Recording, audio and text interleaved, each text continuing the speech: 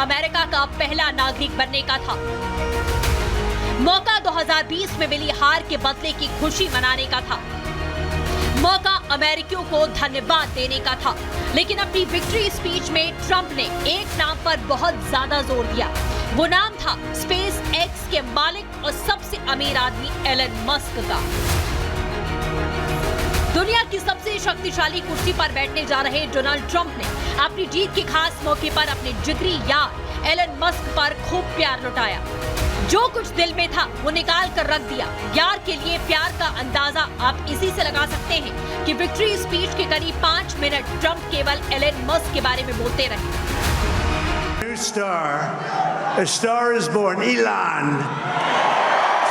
And it was a beautiful thing to see, and I called Elon. I said, Elon, was that you? He said, yes, it was. I said, who else can do that? Can Russia do it? No. Can China do it? No. Can the United States do it other than you? No. Nobody can do that. I said, that's why I love you, Elon. That's great.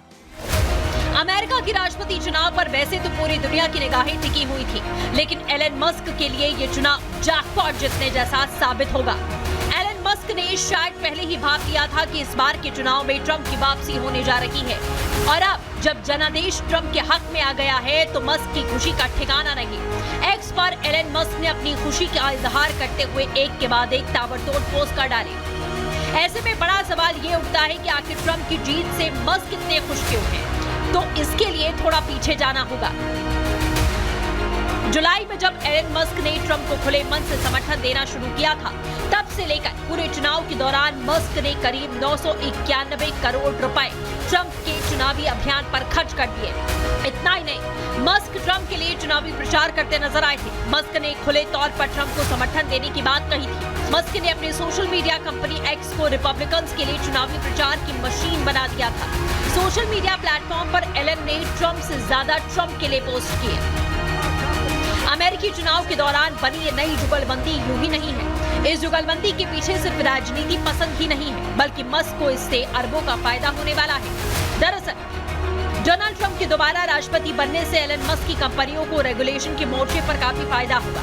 Musk की कंपनियां कई तरह के श्रम कानून, पर्यावरण सुरक्षा जैसे मसलों में फंसी हुई हैं। माना जा रहा है कि ट्रंप के आने से इन विवादों को सुलझाने में फायदा होगा। इसके अलावा टैक्स की दरें कम होने से मस्क की रॉकेट कंपनी नई उड़ान भरेगी। ट्रंप ने अपने पिछले कार्यकाल के दौरान भी कॉर्पोरेट टैक्स 35% से घटाकर 21% कर दिया था। इस बार भी मस्क जैसे पूंजीपतियों को ट्रंप से यही उम्मीद है। वहीं एलन मस्क बाइडेन सरकार की तरफ से उनकी कंपनियों पर कसे जा रहे शिकंजे से खासा नाराज थे।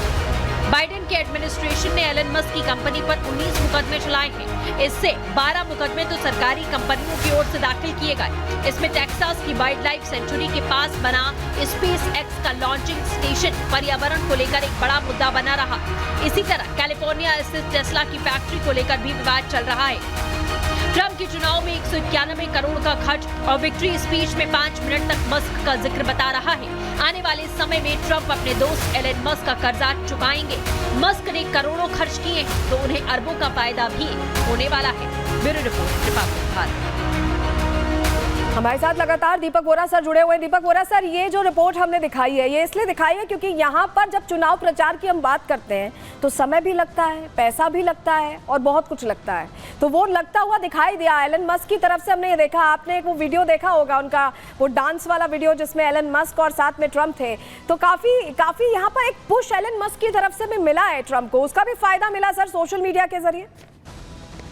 और ये तो आप जानते हैं कि वो जो XYZ है, जो भी है, सबसे दुनिया का प्रचलित जो सॉफ्टवेयर है सोशल मीडिया का, तो वो तो इसका मालिक है। और एक दाद देनी पड़ेगी इस आदमी को। मैं मिला हुआ, मैंने इनके भाषण सुने हुए हैं जब भारत में भी आए थे। तो मैम, ये फ्यूचरिस्टिक है, ये आगे को देखता है। बड़े बड़े इसके आइडियाज थे कि मैं ये बना दूंगा, वो बना दूंगा, चंद्रमा पर कॉलोनी बन जाएगी, ये हो जाएगा। लेकिन टेस्ला और उसका जो स्टारलिंक है वो बहुत इसके लिए अहम है। और ट्रम्प साहब ने जब इसकी तारीफ की थी कि मैंने देखा इसका रॉकेट नीचे आ रहा था, मैंने ज़्यादा गिरने वाला है, लेकिन फिर हल्के से उसमें से नीचे से आग निकली, उसको फिर हल्के करके थ्रस्ट उसका बनाया, वो लैंड किया। और 45 मिनट तक जब वो ये देख रहा था तो ये एलन मस्क साहब टेलीफोन होल्ड कर रहे थे। ये एक तारीफ है कि भाई ये मेरा इतना घनिष्ठ मित्र है, इस तरह की चीजें हम एक दूसरे के साथ कर सकते हैं। सो एलन मस्क समझ गया है कि भविष्य कहाँ है। एआई का भी कहा जाता है कि बहुत तरह से उसका बहुत बड़ा रोल रहेगा। अब ट्रम्प इसको क्या बनाएगा, मेरा मानना है, अभी तक कोई इसका ऑफिशियल इंफॉर्मेशन नहीं आया, लेकिन अमेरिकन इन्वेस्टमेंट ओवरसीज जहां पर भी संभावना है कि अमेरिकन कंपनीज, उनके पास पैसा तो बहुत है क्योंकि अमेरिका बहुत अमीर देश है, इन्वेस्ट कर सकते हैं ओवरसीज, तो एलन जो मस्क साहब हैं वो शायद उसके चेयरमैन किसी ऐसी संस्था के बने। बिल्कुल वोरा सर, हम आपके पास लौटेंगे। जरा एक बार तस्वीर दर्शकों को दिखा रही है। देखिए ये यहाँ भारत की तस्वीर है। ट्रंप के कितने समर्थक भारत में भी हैं, ये तस्वीर देखकर आपके लिए समझना मुश्किल नहीं है। देखिए टीका लगाया गया है, माला पहनाई गई है, ट्रंप की जीत से उत्साहित है। ये यहाँ इंडिया की तस्वीरें हैं, ये यहाँ इंडिया की तस्वीरें हैं और वो बता रही है कि उत्साह कितना है। और ये समर्थन जो है ट्रंप ने हासिल किया है। कैसे हासिल किया है? हिंदुओं के लिए वोकल होकर हासिल किया है। और वोरा सर लगातार हमारे साथ जुड़े हुए हैं। वोरा सर, ये भी एक बहुत बड़ा फैक्टर रहा। हमने ये देखा कि आज तक कोई भी ऐसा ग्लोबल लीडर ऐसे खुलकर नहीं बोलता। हिंदुओं पर अत्याचार पाकिस्तान में हुए, बांग्लादेश में अभी तस्वीरें लगातार आती रहती हैं, आ ही रही हैं, और ऐसे खुलकर बोलना ये पहली बार ऐसा हुआ। और ट्रंप को इसका फायदा भी मिला क्योंकि जितने भी वहां पर हिंदू समुदाय के लोग हैं वो सीधे सीधे जुड़ गए। जबकि कमला हैरिस हिंदू मूल से आती है, हिंदू है नहीं लेकिन भारतीय मूल की तो जरूर है, उसका फायदा मिल सकता था, लेकिन वो तो चुप्पी साधे बैठी रही। ट्रंप ले गए मैदान। ये एक तस्वीर दिखा रहा हूँ, मेरा एक अमेरिका में ग्रुप है, इंटेलेक्चुअल्स हैं, सेनेटर्स हैं, रिटायर्ड कांग्रेसमैन, टीचर्स हैं, तो पता नहीं ये तस्वीर आपको नजर आ रही है कि नहीं, देख पा रहे हैं आप? जी देख पा रहे हैं, टीका लगा हुआ है, ट्रंप को टीका लगा हुआ है। हाँ, डोनाल्ड ट्रंप ने टीका लगाया हुआ है, तो उसके नीचे लिखा हुआ था डोनाल्ड ट्रंप आई हंगर। तो ये मुझे बहुत हंसी आई देखकर। और आपको याद होगा 2014 का भी जो इलेक्शन हुआ था उसमें हिंदू कम्युनिटी को बात करते हुए इंडियन कम्युनिटी को बोला था, ओ आई लव हिंदूज, मैं बहुत पसंद करता हूँ इन लोगों को।